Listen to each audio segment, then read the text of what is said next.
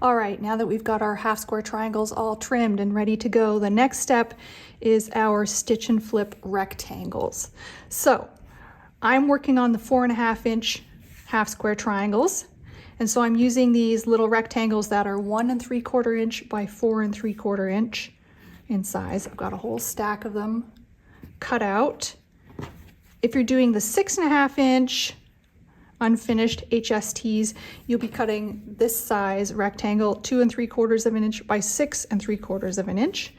Okay, and what you're doing for these to start is to mark them on the wrong side. So this is the pretty side. I'm going to mark them on the wrong side. Whether you're doing, no matter which size you're doing, you're just marking 1/4 inch from this edge and 1/4 inch from this edge. So lay this down, make a little mark, flip it around, make another little mark. And then I'm going to line those, draw a line from the 1/4 inch to the 1/4 inch. That becomes where you will sew your sew line. There's your sewing guide. Okay, so that one's marked.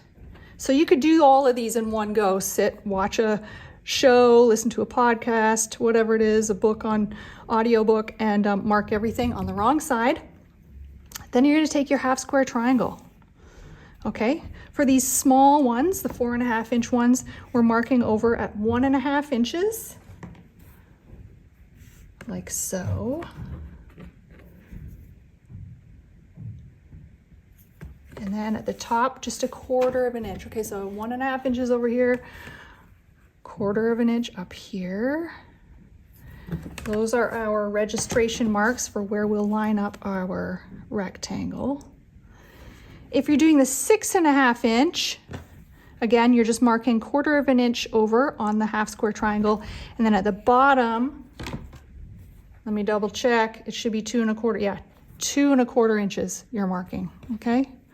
So that's for this one. So you're doing 1/4 inch at the top, 2 1/4 inches over here, and then you're gonna put your rectangle down and line it up. So I'll show you how I do that. So I've got this marked. It's hard to see that little mark, but it's there. I'm gonna take my rectangle and I'm lining that line up with those 2 registration marks. So up here, there it is there. Down at the bottom, where is it? Hard to see. There, I just sort of flip it back and forth. There's where it is. And then what I'm gonna do is put some pins in. I like to put 2 pins in just to keep it extra secure, because I'm gonna do all of these at once. So I will probably spend, you know, however long it takes just pinning all of these in place so I can sew them all in one go. I'm gonna pin in this direction because this is a seam here. My machine sometimes has a hard time starting at a seam. It likes to start off with just a nice smooth 2 layers of fabric. So I'm going to be putting all my HSTs through my machine in this direction. So starting from here, stitching right along the line, and do that with the whole stack. And then what we'll be doing next is trimming this excess off and flipping this over. And this becomes the really nice point, okay? All right, so that's the next step. I'll show you what to do when we trim these and iron them up. But you're doing the same orientation for every single HST. You're going to have it in this direction. You're going to put your rectangle on in this direction, and you end up with enough blocks to make the cool lightning bolts. So once you get your stitch and flip rectangles on, I still have this whole stack. I've done 2. It's a whole process. It could be a whole day's work.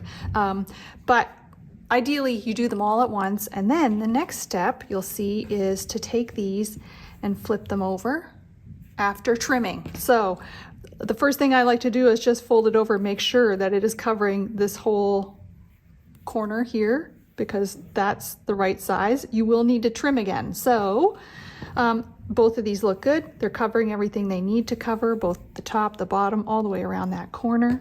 So what I will do is take these and slice my 1/4 inch seam allowance.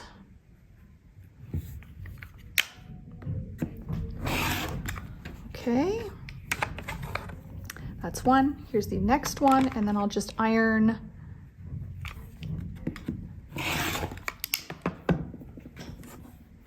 like so. So I'm gonna iron these like this.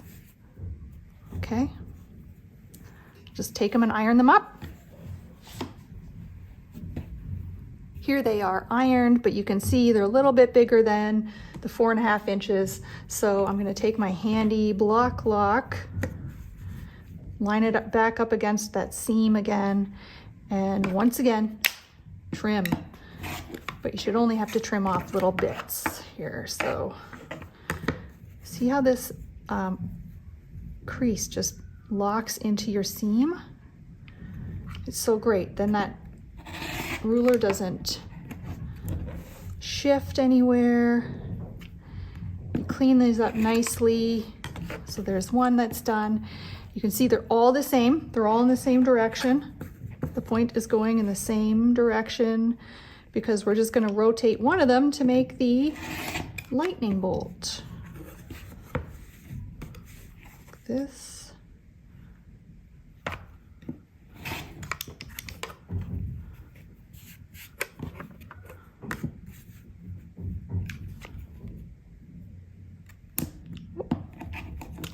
Okay, so there's two.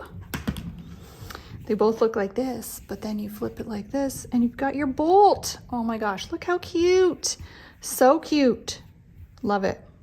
All right, and so the next step will be to piece these together.